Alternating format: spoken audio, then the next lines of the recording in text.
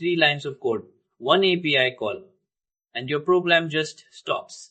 No error, no crash, no output, just a blinking cursor, maybe forever. This isn't a rare edge case. It's the default behavior of the most common way people call APIs in Python, and almost nobody warns you about it. I'm Kai. Welcome to Fun with Learning Technology. Let's fix this. Here's the stakes. That hang from a second ago isn't a toy example. Ship a script like that in a scheduled job, and one slow server locks it up overnight. I've had it happen. Weather data, prices, login systems, your own backend, every real app calls an AP, and the network between you and it drops, times out, or errors way more often than your own machine ever does. And before you brace yourself, this isn't a networking deep dive. You don't need to understand TCP handshakes or DNS. By the end of this, you'll understand why a request can fail, and you'll have a small repeatable pattern that handles it. That's the whole goal. Your script calls requests.get with a URL. That request travels over the network to a server somewhere else. The server sends back a response, a status code, and a body of data. Your script only continues once that response arrives or never arrives. Here's the trick to picking a library. Python's built-in earlib can do this, but you end up writing a lot of boilerplate just to set headers or parse JSON. Request is the practical default. Every real project reaches for. One line to fire the request, and status code and raw text are just sitting there on the response object.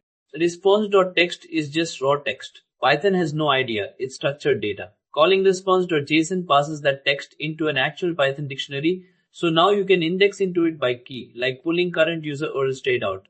In short, JSON is just text until you tell request to pass it for you. A successful response comes back with status code 200. A broken or missing endpoint comes back with 404 or 500. Here's the part that trips people up. Request doesn't raise an error for either one. It just gives you whatever came back. If you don't check the status code yourself, your code treats an error page as if it were real data. So here's the fix. Response.raise for status checks the code for you. If it's a 44 or 500, it turns that into a real Python exception instead of silently handing you an error page. Lap the whole call in a try block, catch request.exceptions.requestException, and now a bad status becomes something you can actually react to, instead of something that quietly corrupts your data. Now back to that opening hang. Without a timeout, request will wait for a response forever. There is no built-in limit. Add timeout equals 5, and if the server doesn't answer in 5 seconds, request gives up and raises an exception instead. That single keyword argument is the difference between a program that freezes and one that recovers. Quick pause. Here's one for you. Say your Wi-Fi drops the instant you send the request, so there's no server to even respond to and no timeout to trigger. What exception do you think request raises in that case? Drop your guess in the comments. Before the next slide, I'll show you. Turns out a dropped connection raises connection error, not timeout. They're different failures with different causes. Timeout means the server was there but too slow.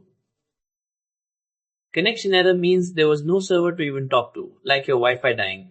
Catching them separately means you can print a message that actually matches what went wrong, instead of one generic stack trace.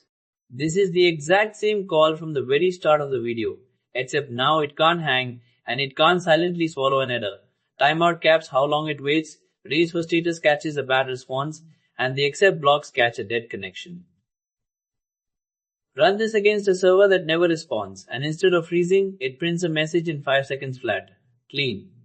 I'll admit, early on I shipped a script without a timeout and it locked up a whole cron job overnight. That's the mistake that taught me to add it by default now. So here's what to remember. The network will fail. That's not pessimism, that's just reality. Add a timeout so a dead server can't freeze your program. Call raise for status so a bad response doesn't get treated as real data. And wrap it all in a try block so you control what happens next instead of a stack trace controlling it for you. This problem had a trick. Liking the video doesn't need one. If something feels off or missing or you want to see something new, tell me in the comments.